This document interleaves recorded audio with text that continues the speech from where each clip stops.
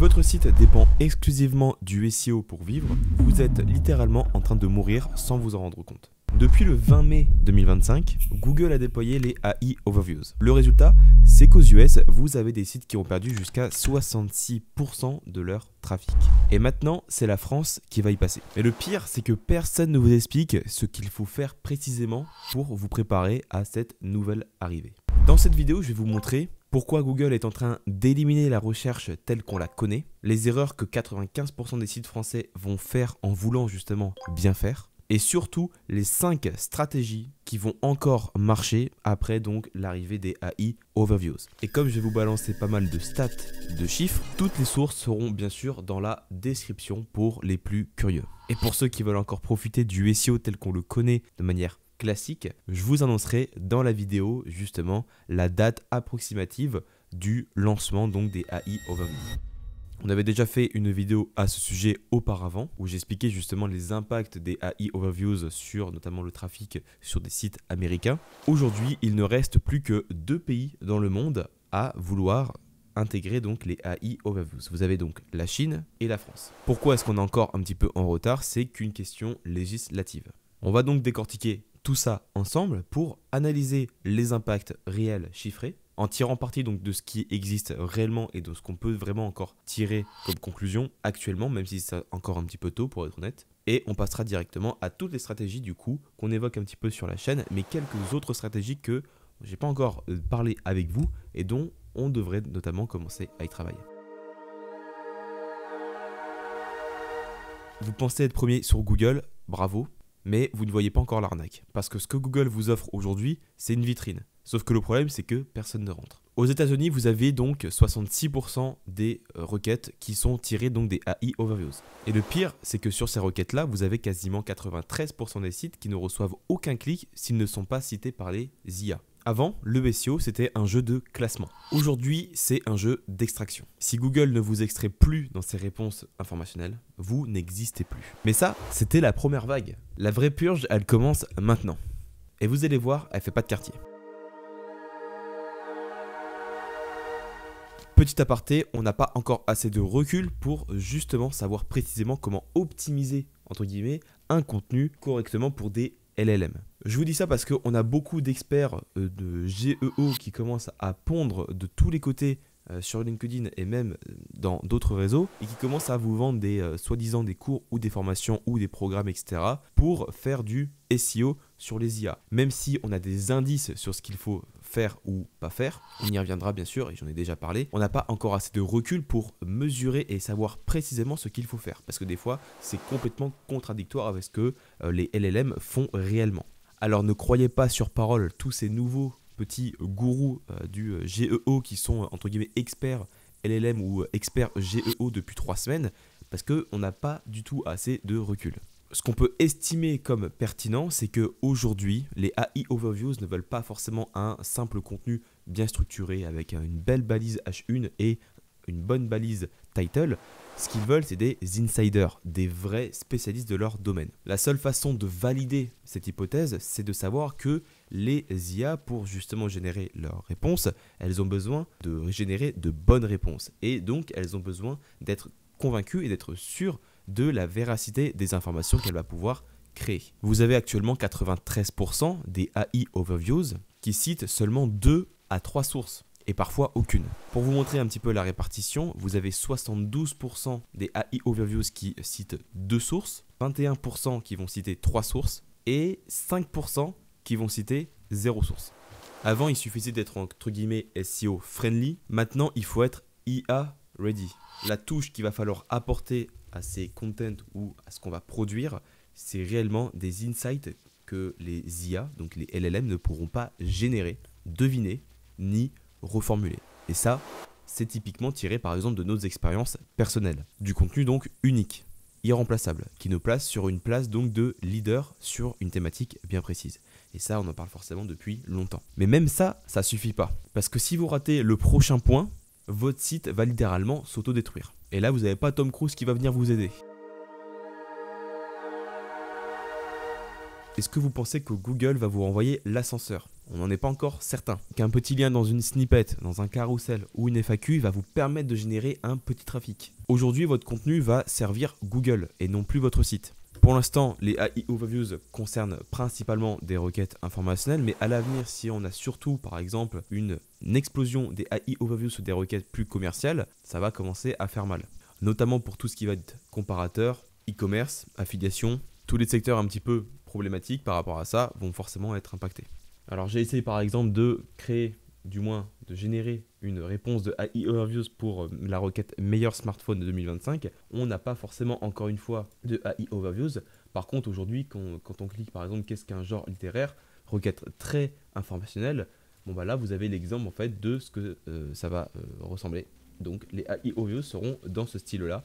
Mais encore une fois, ici on est principalement sur une requête donc très informationnel. Et là ici vous avez à chaque fois donc les sources qui sont tirées ici directement, avec notamment donc par exemple un genre littéraire, une classification d'œuvres littéraires en fonction de caractéristiques communes. Vous cliquez ici et là vous avez donc, ça vous renvoie à d'autres sources que l'IA a utilisé pour générer sa réponse. Donc si demain par exemple vous avez une AI Overview sur meilleur smartphone 2025 ou une requête assez commerciale, que vous avez tous les modèles, les prix, les avantages, les différences, vous, si vous n'êtes pas cité par les IA, c'est ciao. Et il va être là vraiment le vrai drame entre guillemets, c'est que votre contenu il aura beau être parfait, mais il existera beaucoup moins donc dans l'interface utilisateur. Plus de clics, plus de visites, juste une attraction et aucune reconnaissance. Selon une étude interne de Autoritas, donc c'était en mai 2024, donc il y a un an, les AI Overview font chuter le taux de clic organique de 24% en moyenne. Et ça monte à quasiment 55% sur des requêtes commerciales. Et encore une fois, je vous mets la source dans la description. Une solution stratégique à cette étape que je peux vous proposer, c'est de travailler toujours votre EE80. Expertise, expérience personnelle, autorité et fiabilité. Ajoutez des cas concrets, des citations vérifiables, des données qui vous appartiennent. Ça va servir à améliorer votre expertise et donc à améliorer votre autorité sur la thématique que vous visez. Et c'est là que le piège va commencer à se refermer parce que nous, on est encore une fois l'un des derniers pays à intégrer les AI Overviews. Et ce que je peux vous dire aujourd'hui, c'est que malheureusement, vous avez plus de 80% des sites qui ne sont pas encore prêts à cette évolution. Et leur trafic va littéralement fondre en silence. Je ne suis pas en train de dire que le SEO va mourir, vraiment très loin de là. Je suis convaincu que ça va encore être périn sur de nombreuses années parce que les IA, les LLM, tout ce que vous voulez, ont forcément besoin de personnes comme vous et moi pour produire des choses, pour donc générer des réponses. Donc non, le SEO ne va pas crever comme certains le disent à répétition. Par contre, c'est vrai que avec l'arrivée donc des AI Overviews en France qui est estimée à fin d'année 2025, donc vous avez maintenant la date, il y a cependant quelques personnes qui ont eu, on va dire, des ressources en interne auprès de Google qui estiment que les AI Overviews devraient arriver au Q4 2025. C'est super bien pour les e-commerce. C'est en pleine période de Black Friday et de période super importante pour le e-commerce notamment. Si vous n'êtes pas encore préparé et que vous ne mettez pas encore des actions en place, c'est un peu compliqué et donc après ça va être un petit peu trop tard. C'est plus forcément votre contenu qui compte, c'est notamment ce qu'on va évoquer dans la prochaine partie.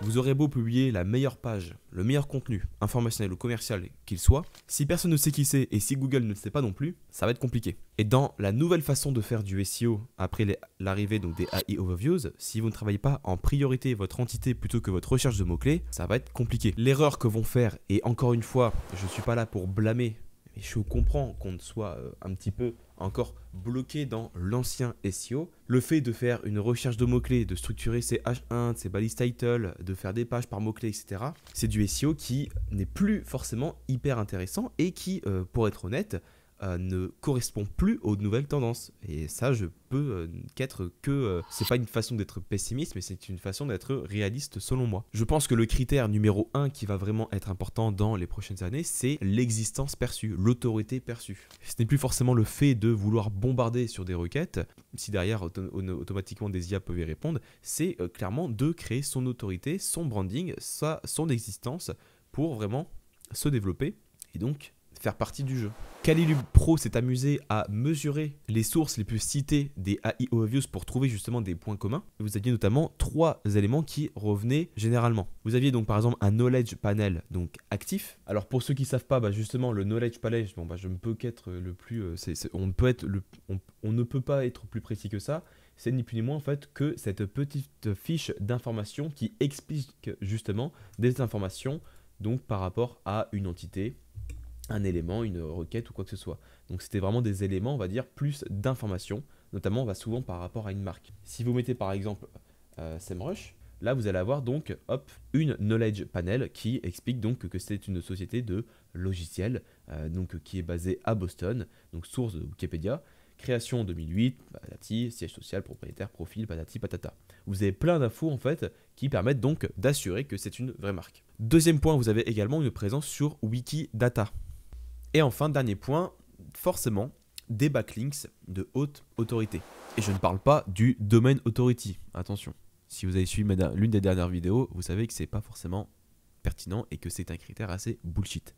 Donc sans ça, on peut estimer qu'à terme, sans ces éléments plutôt très important donc au niveau donc de l'autorité, vous aurez beau produire la meilleure chose possible, vous pourriez complètement être ignoré. Et moi le premier par exemple. Pour moi aujourd'hui le SEO ce n'est plus une question de mots, de requêtes ou de mots-clés, c'est une question de marque.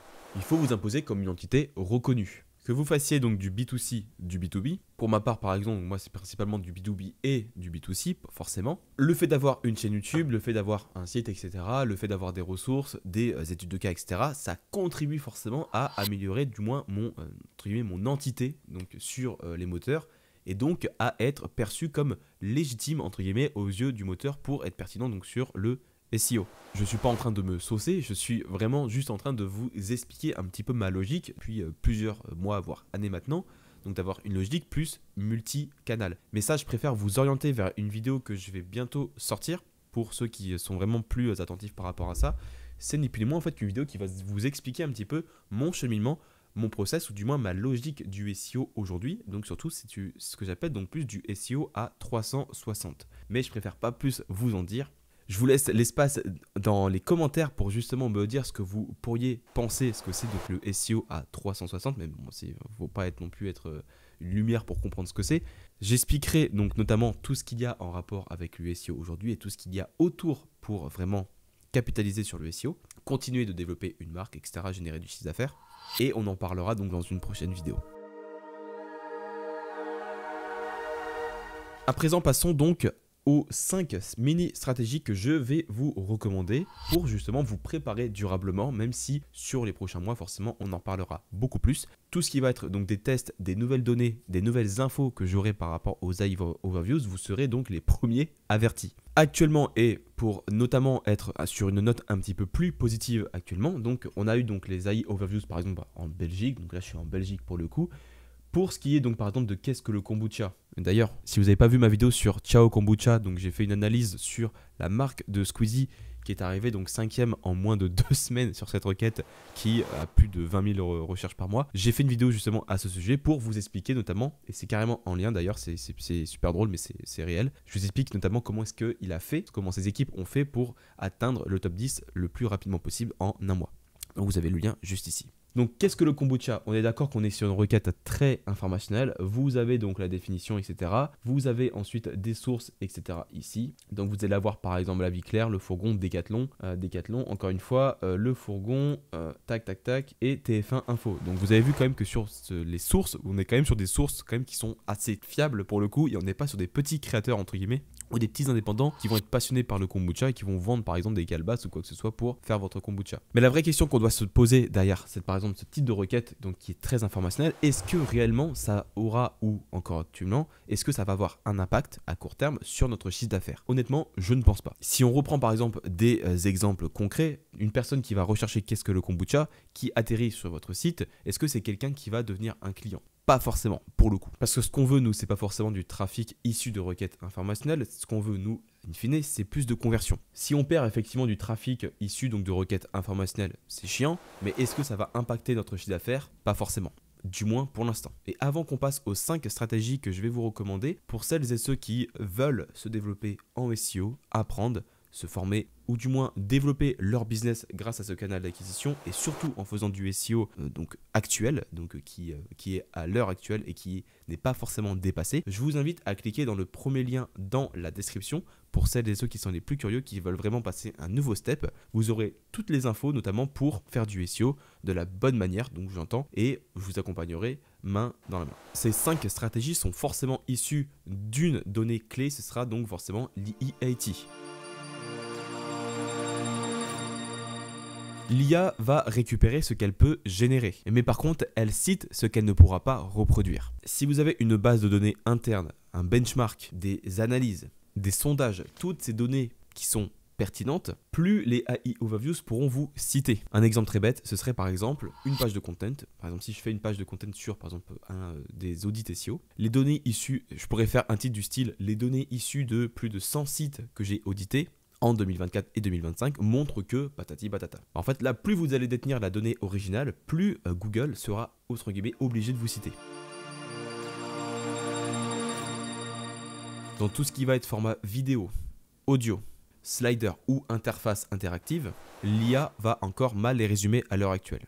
Donc, intégrer des mini-comparateurs, des podcasts, des témoignages vidéo, des mini-apps ou des outils dans vos pages, ça va permettre de renforcer donc votre EAT. Pourquoi ? Parce que c'est l'identité qui est citée, pas juste le contenu. Développez donc votre personal branding, que ce soit par exemple sur YouTube, LinkedIn, les réseaux, donc Insta, TikTok, etc. Des mentions de presse, c'est encore mieux. Tout ce qui va vous permettre en fait de développer votre nom auteur sera forcément pertinent. Alors si l'IA récupère votre contenu, ou du moins votre trafic, il va falloir commencer à monétiser dès la première interaction. Et ça, c'est toujours ce que j'ai expliqué à mes clients. Il va falloir aller 10 fois plus loin sur tout ce qui va être même requête informationnelle, commerciale ou quoi que ce soit. Tant que l'IA ne récupère pas encore votre trafic sur des requêtes précises, je vous invite à retravailler votre marketing vraiment pour aller 10 fois plus loin que la concurrence, pour récupérer au moins un prospect, un client peut-être pas, mais au moins des prospects à la première interaction. Arrêtez d'attendre la fin du tunnel, vous avez toutes les personnes qui peuvent être également très intéressantes à faire rentrer dans un tunnel de vente même à la première interaction. Tout ce qui va être podcast invité, des articles d'experts, des interviews, des backlinks thématiques cités, des citations. L'objectif est de devenir un nœud de confiance dans votre écosystème sémantique. Pour moi, on n'est plus sur une bataille de pages, on est sur une bataille d'écosystème. Si vous attendez que Google AI Overviews arrive tranquillement en France sans commencer à vous préparer, il sera probablement trop tard, parce que ceux qui vont commencer à travailler dès maintenant tout ce que j'ai cité dans cette vidéo seront les plus gagnants. On n'en est pas encore à l'étape où Google va vous permettre d'acheter à votre place. Pourquoi pas dans quelques années d'avoir quelque chose comme ça. Encore une fois, pour celles et ceux qui veulent aller plus loin et donc développer, faire du SEO correct aujourd'hui et qui va beaucoup plus loin que simplement des recherches de mots-clés, je vous invite à cliquer dans le premier lien dans la description pour passer à la prochaine étape qui va vous permettre notamment de gagner pas mal de temps et d'avoir une longueur d'avance sur vos concurrents. Si vous avez aimé la vidéo, surtout n'hésitez pas à laisser un petit like, à commenter pour me dire ce que vous avez pensé de celle-ci et à vous abonner si ce n'est pas encore fait. Et moi encore une fois, je vous remercie d'avoir visionné cette vidéo, ça m'a fait super plaisir de la faire en tout cas. Et je vous dis à très bientôt pour une prochaine vidéo sur le SEO et les AI Overviews notamment. C'est Victor, ciao.